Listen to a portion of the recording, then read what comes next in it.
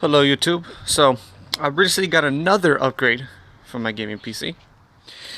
About a week ago I bought a Nvidia Geforce GTX 660 from Gigabyte, their WindForce edition. Get this part, okay. Yeah, WindForce edition. Um, so with my 550 Ti, I gave it to my friend for his birthday, and I got this GTX 660 to replace my 550 Ti. Um, but everything else remained the same. I still have a AMD Athlon X4 860K CPU, but I did buy a Arctic Freezer Pro 2, Rev 2, on Amazon. Cost me 20 bucks for I can overclock my 860K without it overheating. I now have my 860K clocked at 4.2 gigahertz. I still have 8 gigs of 1866 megahertz RAM, cast latency 9 from G.SKILL, a 1 terabyte Western Digital Black hard drive, an ASUS Optical drive, a Corsair CX500 watt power supply, a MSI A78M-E45 motherboard. I still have the same Rosewill glow line mid tower computer case, as you can see. But yes, that is a big upgrade for me. A 550 Ti to a GTX 660. That is a really big upgrade. The 550 Ti only had 1 gigabyte of video RAM.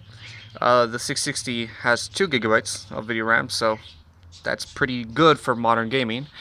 And also, I know the 660 is not part of the latest GeForce 900 series. It is a couple years old, but the 660 is still a modest video card that can still play games at 1080p, not on ultra, but high settings mainly, or medium to high.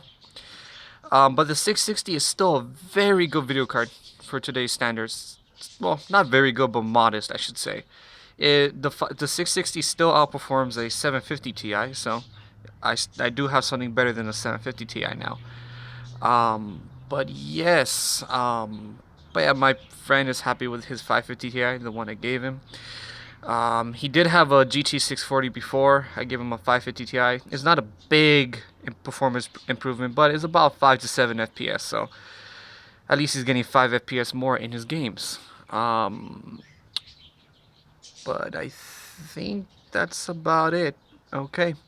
Oh, for cooling solutions, I have 2 fans pushing air inward, 2 fans up here pushing air inward, 1 fan pushing air outward.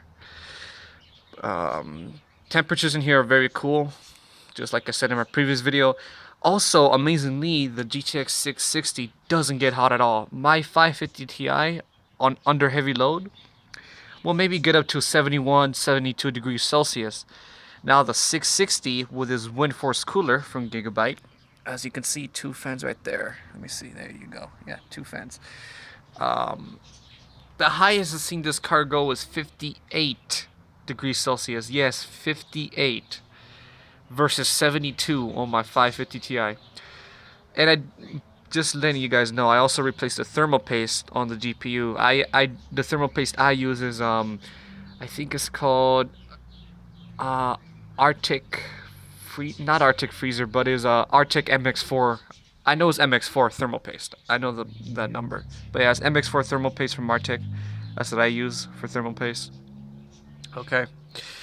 But yes, I'm not gonna upgrade for a long time now. I mean, the previous video cards I did own, the GT 640 and the 550 Ti, though by today's standards, those were considered low-end cards. The 640 when it came out back in 2012 was a low-end card. The 550 Ti when it came out in 2011, that was considered a mid-range, but is not considered low-end. But my 660 is still considered a mid-range card. When it came out, it was a high-end, but because of advancement in technology, it's now a mid-range card. But it's still a very modest video card, and I am very happy with this upgrade. Very happy. This video card is very powerful for my needs. I don't have a 1080p monitor. I have a 1600 by 900 monitor. So the 660 Ti, I mean, not the 660 Ti, sorry. The 660 was made for 1080p gaming. I'm gaming at 900p. So the 660 is very powerful for my needs. As of all the testing I've done so far, I've been able to max out almost every single game. with an exception of few. I think Crisis 3. I barely bought Crisis 3 2 days ago from the making of this video, and I'm able to run it at 1600 by 900 high settings, and I'm getting an average of 50 FPS, which is very playable. I did run it at very high, but it sometimes go down into the high 20s, which I found very uncomfortable and unplayable. So I kept it at high, and I'm getting a smooth 50 FPS most of the time. So yes, I think that's about it. But I'm very happy with this upgrade. Also, I did buy this GTX 660 on eBay used. Obviously, they don't make these brand new anymore. This card is a couple years old. I did buy it used on eBay for $95. Yes, $95, and it works perfect. No defections or anything. Everything works perfect. Um, Honestly, if you're looking for a very, well, not a very good video card, but you're looking for a modest video card and you do not mind it being used, you can buy a GTX 660 on eBay for about $100, and hopefully that you get one that works. I mean, obviously mine worked, but I mean, most people on eBay are honest, as from my experience. So you can pick up a GTX 660 for about $110 easily. And you have a low-end video card like a GT 640, or like maybe an older video card like a GTX 550 Ti like I had, or a GTX 460. You can still pick up a GTX 660. There were some GTX 660 Ti's for about 140, 130. So you can either pick up a GTX 660 or a 660 Ti for under $150. I did look up the 670, and there were a couple 670s around 160, 170. So you have a couple more dollars, then hey, pick up a GTX 670. So yes.